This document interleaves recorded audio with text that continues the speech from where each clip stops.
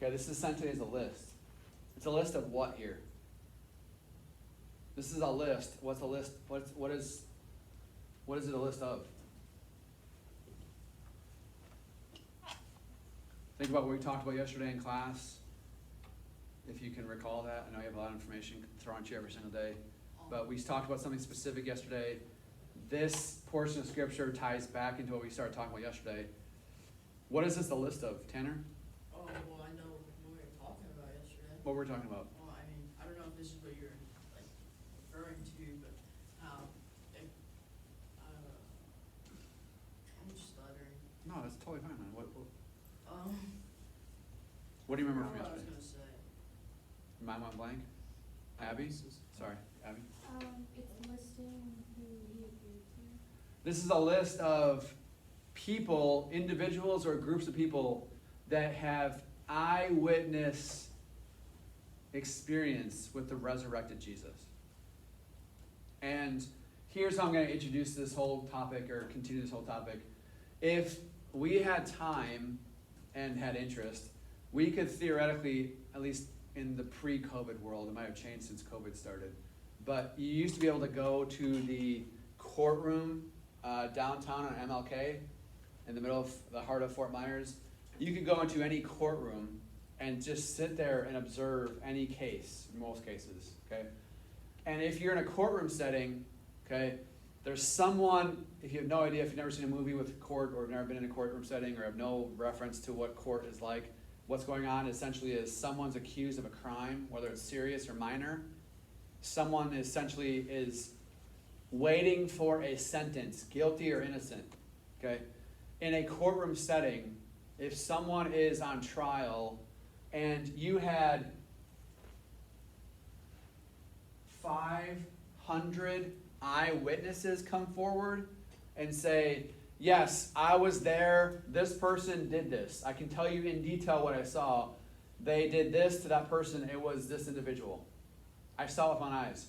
Next person comes up, I saw the same thing. I was at this location, this person is guilty of the crime they're accused of. I saw it with my own eyes as well.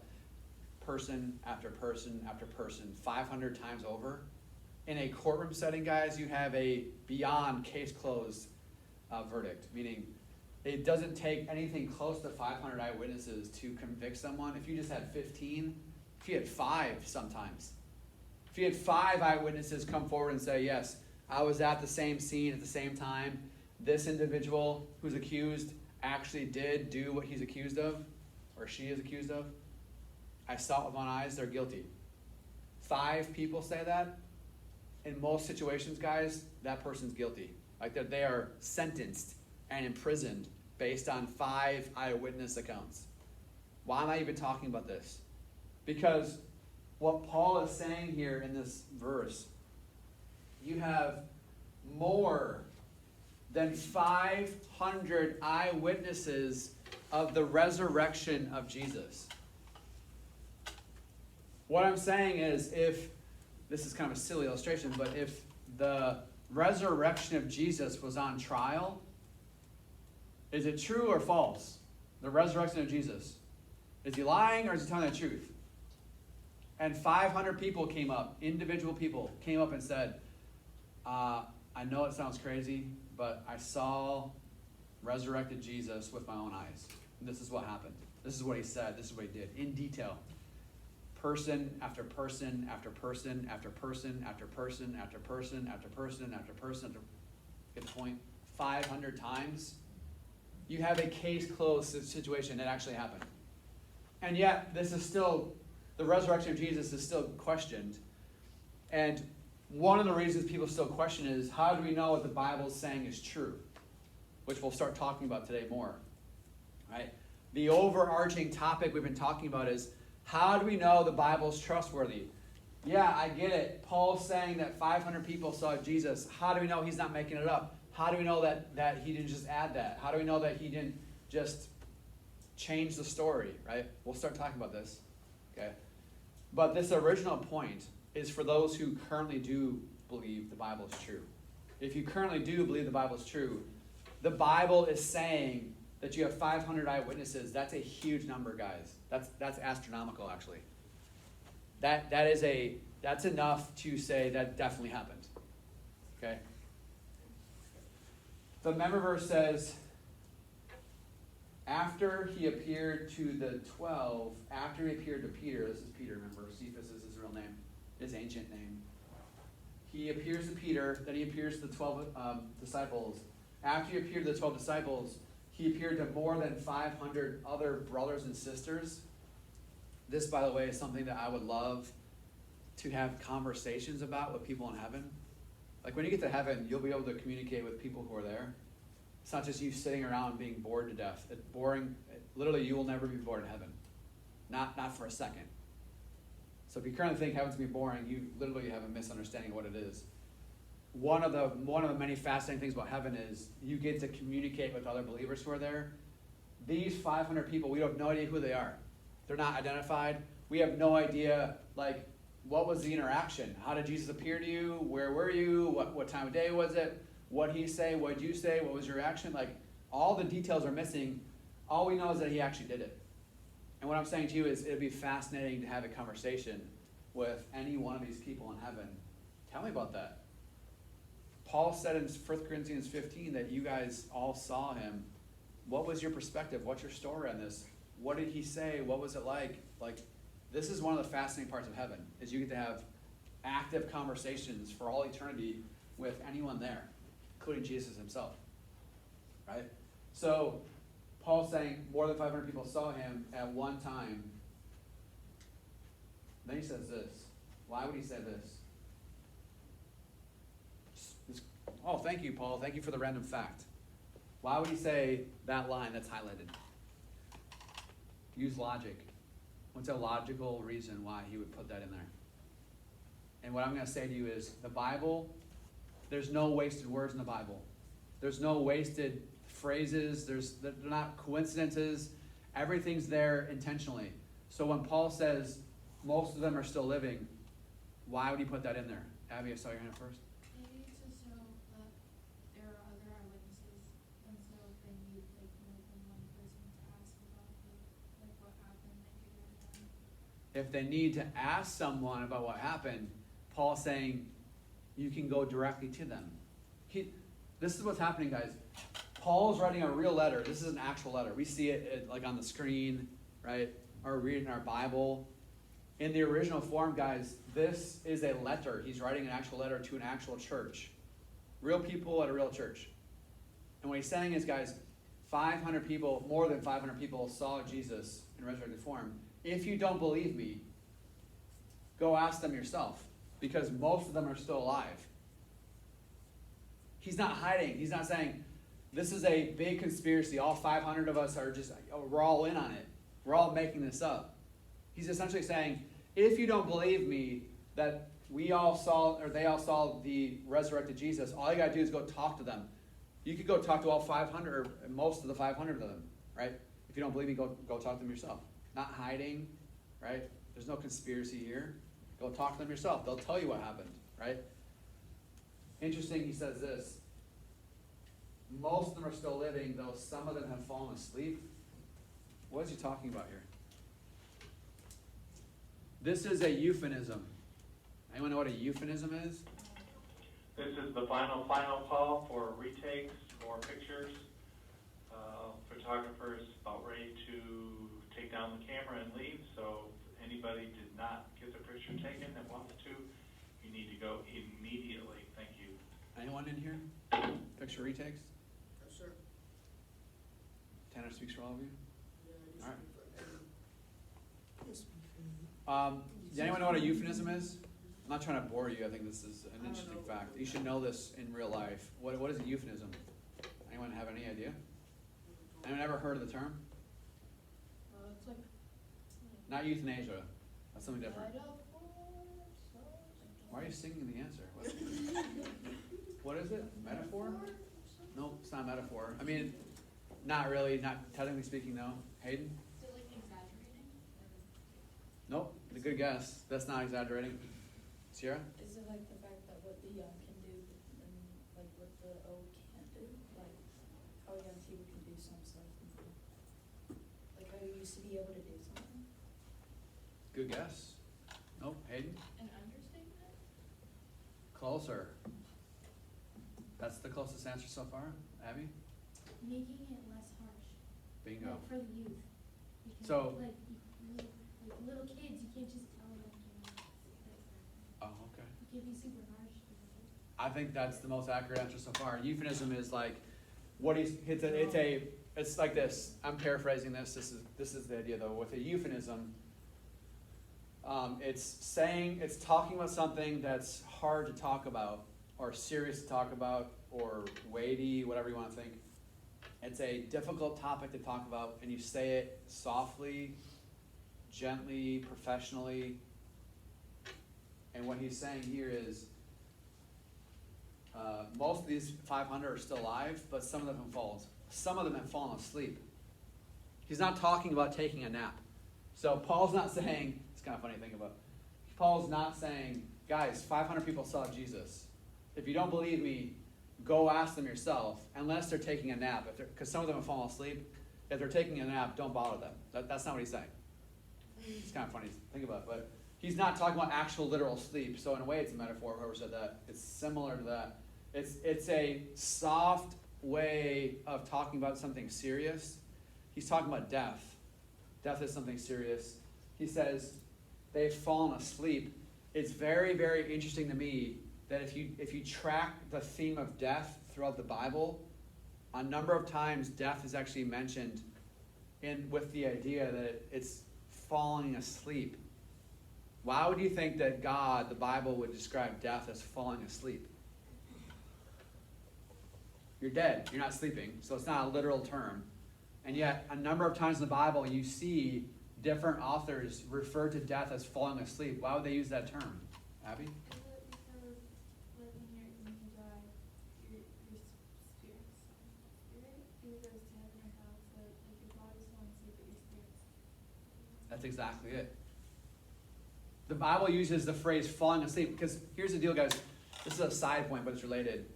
Most of us see death as like the worst possible thing. Maybe that's not you, but many people think that death is like the scariest, the worst thing that could possibly happen is death. The Bible paints a different picture. It does. Like literally, and it's not a weird, crude thing. It's just, this is the reality of what the Bible teaches. Death actually isn't the end. So if you take the Bible seriously, which is what we're trying to build this case, do you take the Bible seriously or not? If you do take the Bible seriously, the Bible paints death as like a ticket, as a doorway, as an entry to something else. You're not actually dead. Your body is sleeping. Your physical body is in the ground in a casket or cremated, right? Your body is still, but your spirit is very much alive somewhere. So when the Bible talks about death, when Paul's talking about death here, he refers to it as falling asleep. It's a temporary stillness physically. Your spirit is very much alive in heaven or hell. And part of what's built into this idea is that one day when Jesus does come back a second time, your body and your soul reunite. And they form a resurrected body, right? But it's not, the idea is physical death is not permanent. That's why they call it falling asleep. When you sleep, you're not sleeping forever, right? You sleep for 6, 7, 8 hours, you wake up again. It's the same idea. Like when you die, your body is still for a period of time, but it won't always be still. It's just resting right now. Your spirit's alive, you're very much aware in heaven or hell, but your body's resting. That's the way the Bible describes it. Paul uses that phrase here. He's saying, guys, 500 people saw Jesus. You can ask them if you don't believe me, although some of them are not currently alive anymore. But most of them are. Most of the 500 are still living. Go talk to them. Okay? He then says he appeared to James. This is Jesus' half-brother, so it's a family member. Jesus appears to a family member here. Then he appears to all the apostles. Last of all, by the way, some people think the apostles and the 12 are the same group of people. Some people think that they're different, so there's a debate on there. I'm just being real with you. We're not sure who these people are. They may be the original 12. He may just be repeating that. Or it could be a different group of people. We're not sure. What I want to focus on is this last part. Look at the phrase that Paul uses to describe himself here. Last of all, he's giving a list. So you remember verses are a list of the people who Jesus appeared to in resurrected form. The last thing on the list is himself.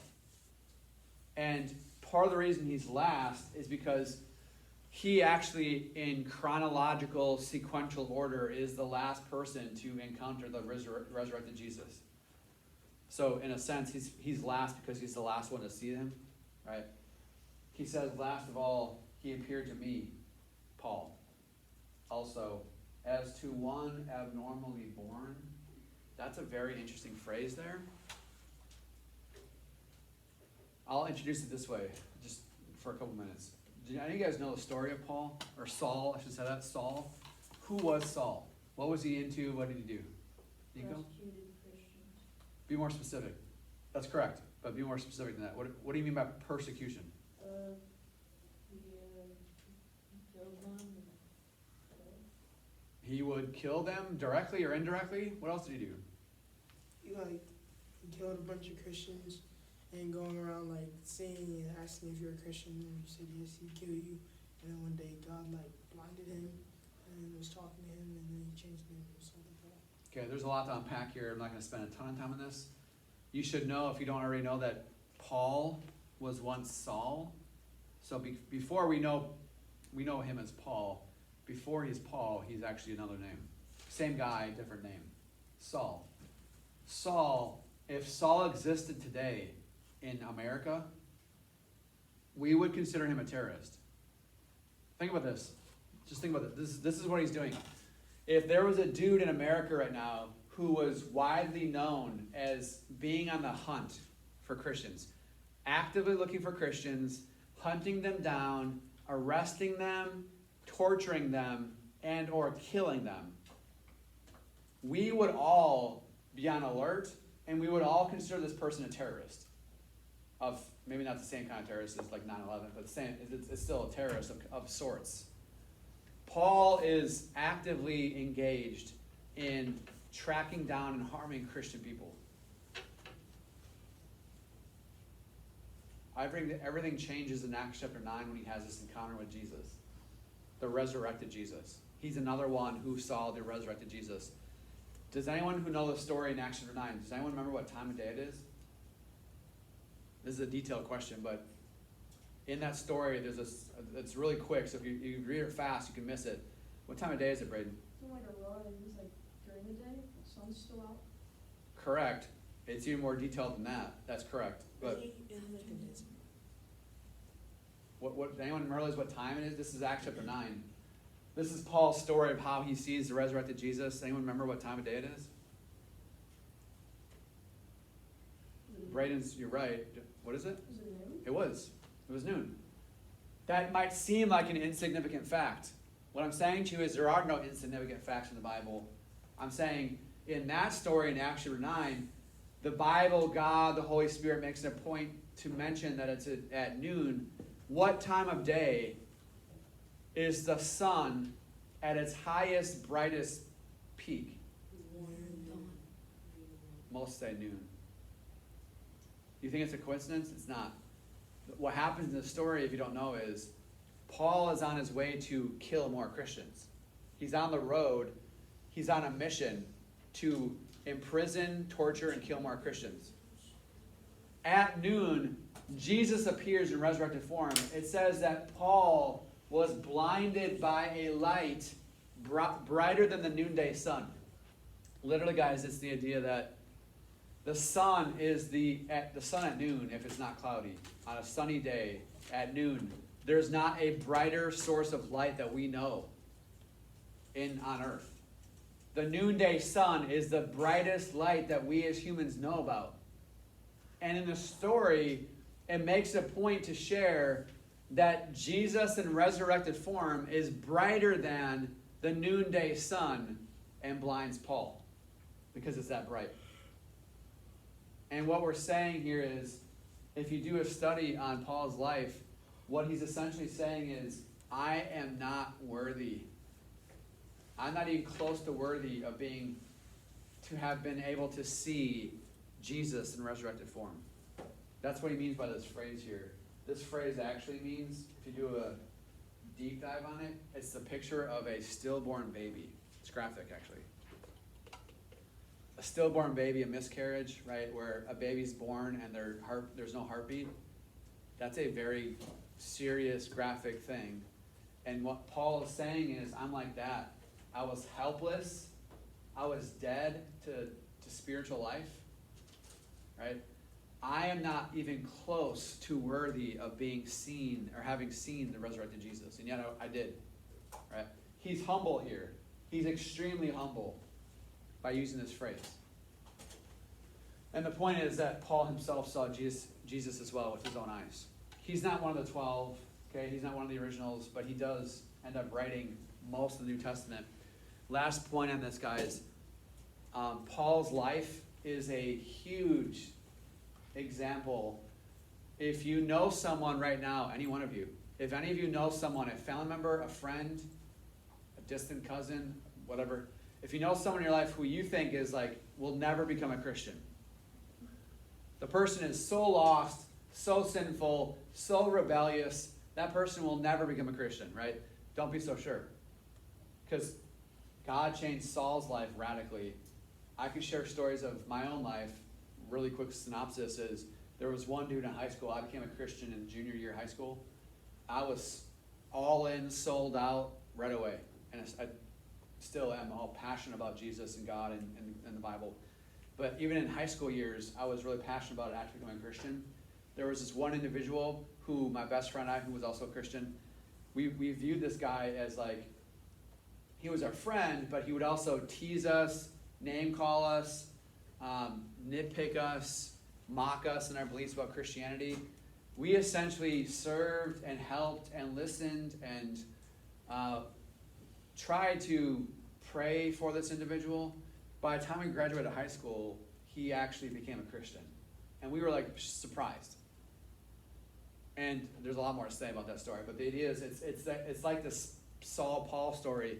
If you currently think there's someone in your family that is beyond saving, they're so far lost, they're so far rebellious, they don't care about God, they don't care about anything, they just want to do their thing, I highly recommend that you remind yourself of Paul, because Paul became a Christian.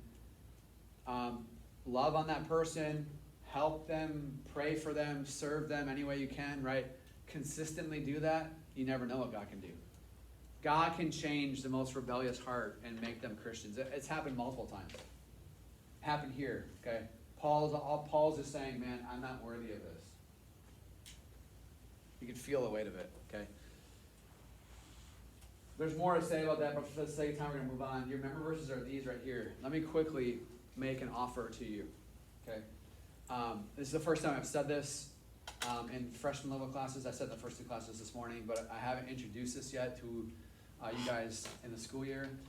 One of the things I've done in the past when it comes to member verse quizzes is, if there's a volunteer, I'll never require someone to do this, but if there's a volunteer who would willingly choose to lead a short devotional instead of memorizing the verses, I'll let you essentially not memorize the verses and instead come on up here and share with your peers for 5 minutes something that God's doing in your life, a testimony. You can come up here and share a short devotional on any book of the Bible, any verse in the Bible, any story in the Bible, okay? I do this for a couple of reasons. One, I know this is a longer verse. I know that some people have a difficult time memorizing longer verses, so this would be an opportunity for you to get the same grade, just in a different way, okay? There's a couple of reasons why I'm offering this to all the classes, both freshman and sophomore. One is, it gets you outside your comfort zone for some of you. For some of you to come up here and speak about God for 5 minutes would be uncomfortable. If you don't realize this already, it's actually a very good thing to step outside your comfort zone. It actually grows you, it matures you, it helps you develop, right? So if you're just stuck in this circle where you never do anything that you're scared of, you're essentially squandering or preventing growth in your life, right? It's good sometimes to step outside your comfort zone and do something that you're a little bit scared of, right? That's one reason why I allow this, because it does allow some students to step outside their comfort zone. A second reason I allow it is it puts you in the position of a teacher for 5 minutes. So from past experience, those who have led devotionals, I think they appreciate teachers a little bit more because for 5 minutes or more, they're actually in the role of a teacher, which means you feel what it's like to be a teacher. If students aren't listening to you, you feel the frustration, right? You get to put yourself in the perspective of a teacher. I think that helps you, okay?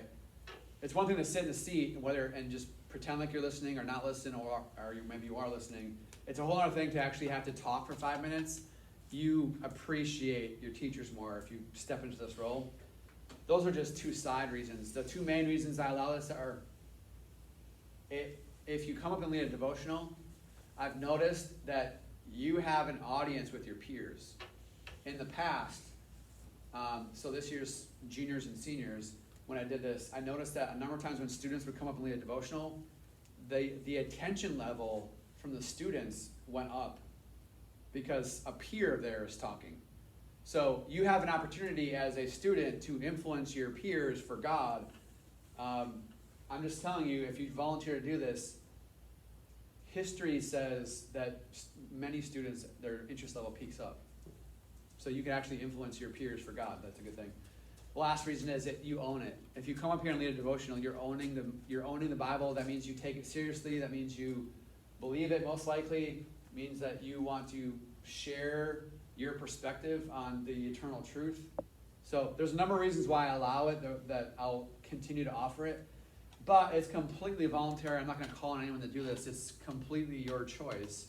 I can tell you that every single class I've offered it to this week has someone's wanted to do it. That doesn't mean anyone in this class has to. I'm just saying that there are other students who are willingly doing this. What the bottom line is, what you're doing is you're preparing something for 5 minutes. It doesn't have to be super long. You don't need a presentation. All you need to do, you can if you want, but all you need to do is come up here and talk for 5 minutes about what God's doing in your life, what God's doing in your past, maybe your salvation story, maybe a testimony, maybe you just want to teach something from the Bible, any of that. I'm okay with any of that. Come on up, talk for 5 minutes, and you don't have to worry about memorizing this for that week. Today?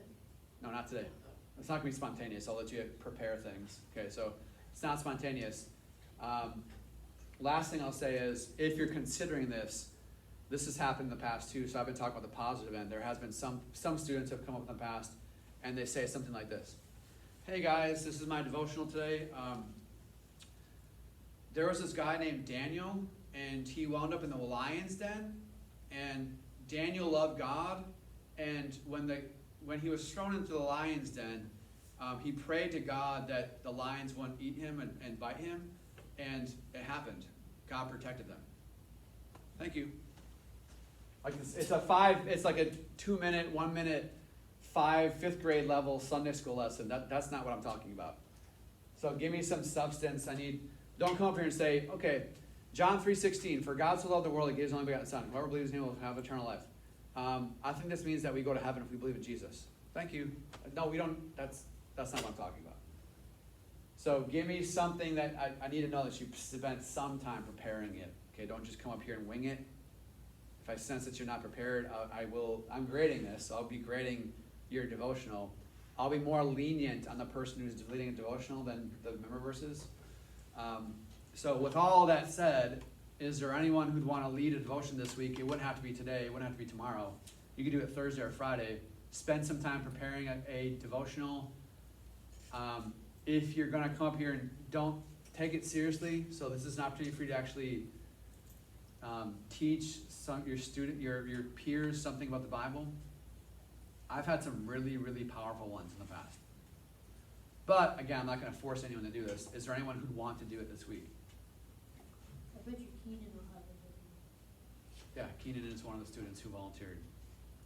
Anyone in this class want to come lead a devotional this week?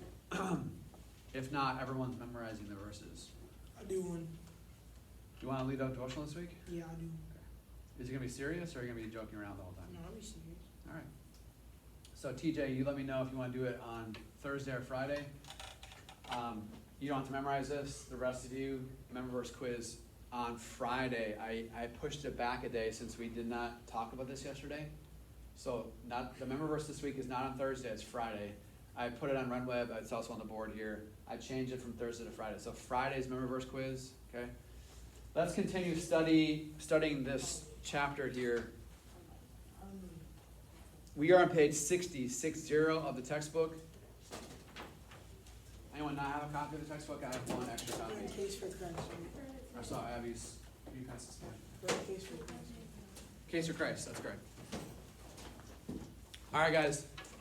What we're going to do is we're going to continue to make progress in why you should trust the Bible. Okay, why should you put confidence, trust in the Bible? Who did not read yesterday? Where did we end off? I didn't read. At James? James. Did James read yesterday? It was James. Who was the last person to read? TJ? James. Oh, you wasn't So sure about that. Oh, no, I was the last person. All right, guys, that was a simple question. What's that? All right.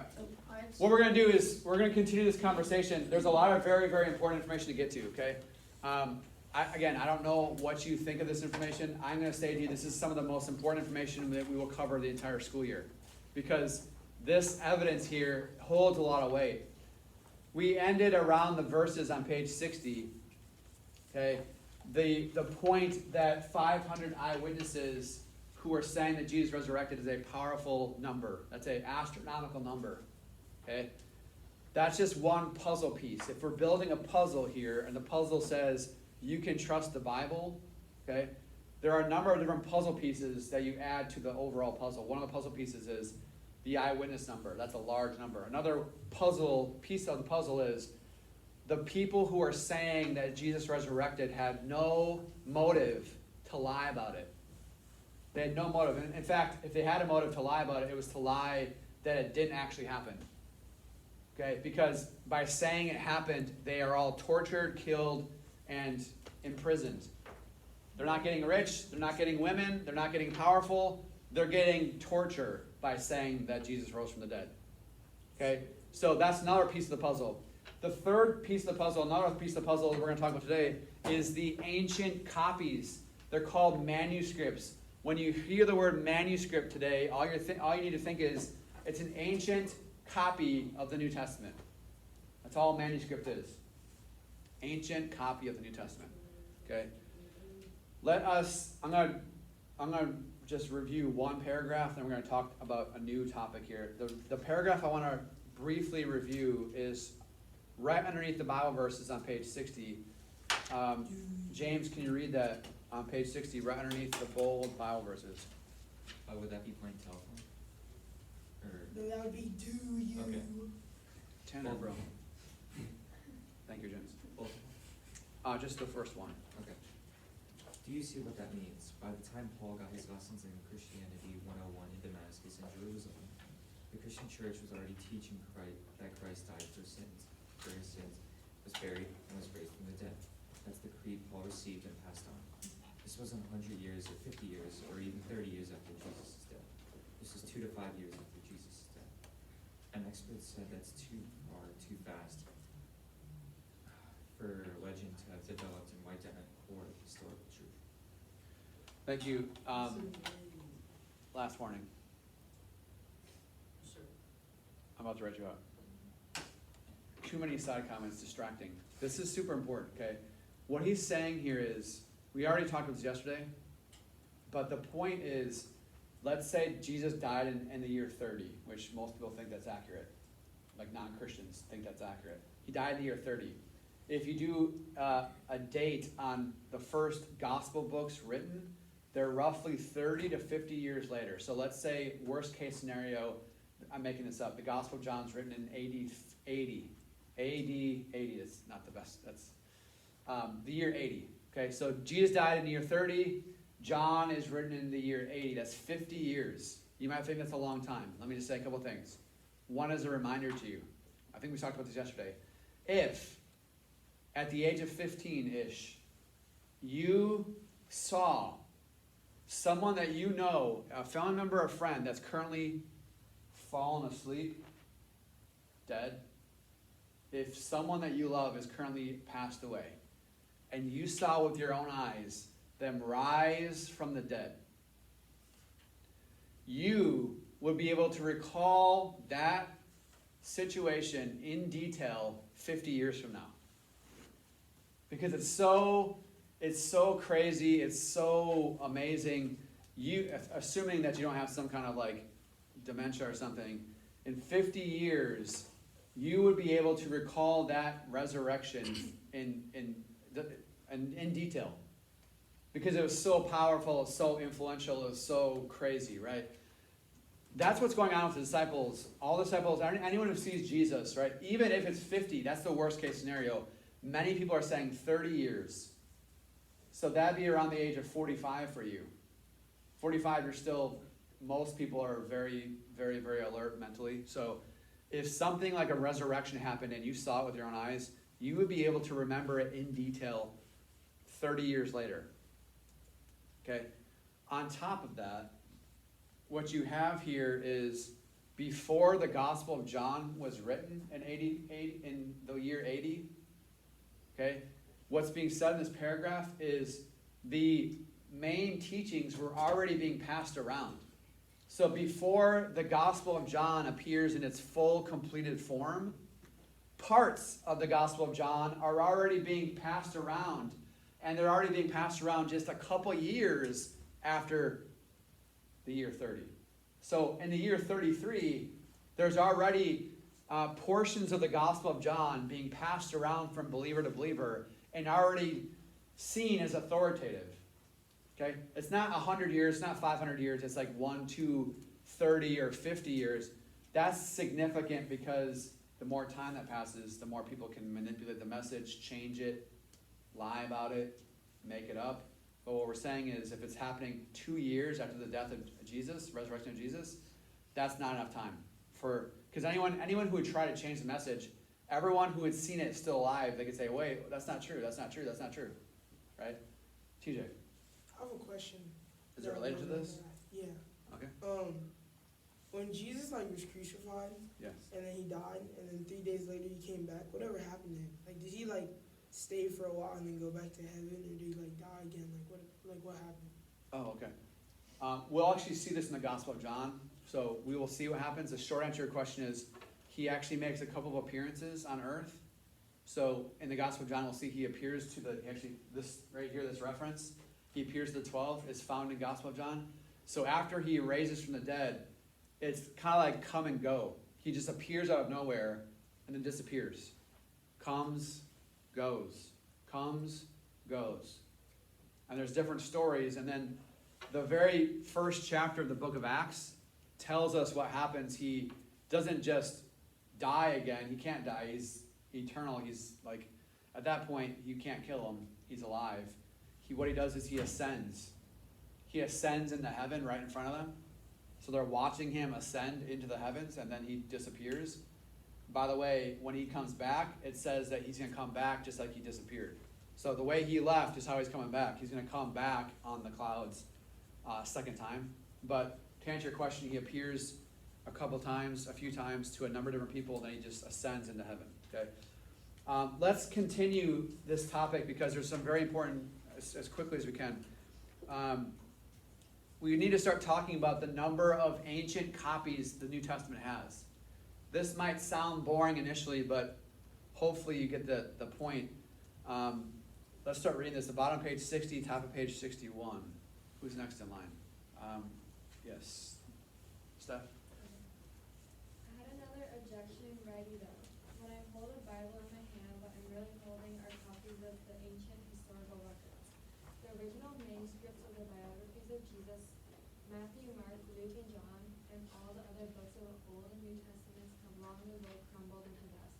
And when I say copies, I don't mean photocopies, obviously. These copies were made by hand by a lot of people over a lot of years. Okay. Here's how I want to illustrate this. I'm not going to do this, but if to bring this to life for you, what would help is if I did this, you would understand what this is talking about. If I said to you tonight, guys, your homework tonight is to copy just one chapter of Matthew. Matthew chapter 1, I want you to copy word for word, dot for dot, the original Greek. Copy Matthew chapter 1 perfectly from what you see on the paper to your own sheet of paper, copy it as perfectly as you can. That would take you a long, long time. Why am I saying that? I'm saying that because what you're going to see in this conversation is the people who were spending time copying the New Testament books, okay, what you're going to find is that the vast majority of all these different copies are identical. In order for them to be identical, they would have to spend very careful, focused time copying the message down exactly as it appears. If you've ever seen Greek before, it would be difficult for you to do. It's not like the English alphabet. English alphabet's pretty simple to write out, especially since we have so many years of experience with it. The point is, what does it say about the message that the people copying it would be so careful in preserving its message? Why would they do that? Why would the original audience, the ancient people who are in the generations following Jesus, what we have is thousands and thousands of copies of the New Testament. That means there's no photocopies back then. Okay, this is obviously before technology. That means somebody's actually spending time carefully copying down every word as closely as they can, time after time after time. My question to you is, why would there be so many copies, and what does it say about the message? Why would there be so many copies of the New Testament? We haven't even really gotten to this point, but there's thousands and thousands and thousands and thousands and thousands of copies of the New Testament in ancient language. Why would there be so many? Well, like, if they're in different languages, so everyone can understand them, and then, like, it was, like, all in American to make it easier to understand different, like, variations of it. Okay, let's read the next paragraph. Abby? Sorry, I'm actually going to skip a couple down. Can you go read the paragraph at the very bottom, page 61, starting, it says, there are over? There are over 5,000 copies of the New Testament manuscripts copied in Greek, and 8,000 to 10,000 in Latin, 8,000 more in other languages such as Ethiopic, Slavic, and Armenian. Throw in a few miscellaneous other manuscripts, and there are 24,000 New Testament manuscripts in all. The idea is, that number is astronomical, guys. 24,000 copies. Why would there be so many copies of the New Testament? If you take just for 2 seconds, look at page 63. Look at the chart on page 63. The number there is 24,000. If you don't know this, that number is way more than any other ancient document. Like way, way, way more. Why would there be so many copies of the New Testament compared to any other ancient book, any other ancient source? What does it say about the New Testament? Abby? They saw it as extremely important. We'll pick this up tomorrow.